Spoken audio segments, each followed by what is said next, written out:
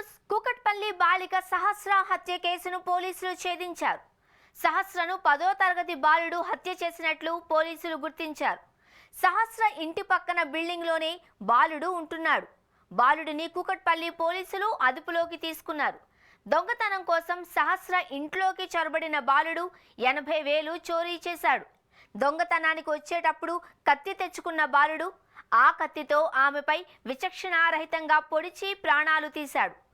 దొంగతనం ఎప్పుడు, ఎక్కడ, ఎలా చేయాలి, చేసే సమయంలో ఏదైనా ఆపద వస్తే ఏ విధంగా తప్పించుకోవాలో పక్కాగా ప్లాన్ చేసిన బాలుడు బాలిక ఇంట్లో చొరబడి 80,000 దొంగతనం చేశాడు. ఇంకా డబ్బులు కాజేసేందుకు ఇంట్లో దేవుడి దగ్గర ఉన్న హుండీని పగులగొట్టేందుకు ప్రయత్నం చేశాడు. అదే సమయంలో బాలుడిని చూసి సహస్ర కేకలు వేయడంతో ఆమెపై దాడి చేశాడు. ఎట్టి పరిస్థితుల్లోనూ బతకకూడదు అని సహస్రపై విచ్చలవిడిగా కత్తిపోట్లు పొడిచాడు. హత్య చేసిన తరువాత పక్క బిల్డింగ్లో 15 నిమిషాల పాటు బాలుడు దాక్కున్నాడు.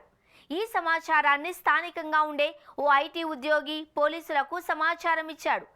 ఐటీ ఉద్యోగి సమాచారం ఆధారంగా బాలుడిని పోలీసులు విచారించారు. పోలీసుల విచారణలో బాలుడు ఎంతకీ నోరు విప్పకపోవడంతో అతని ఇంట్లో సోదాలు నిర్వహించారు.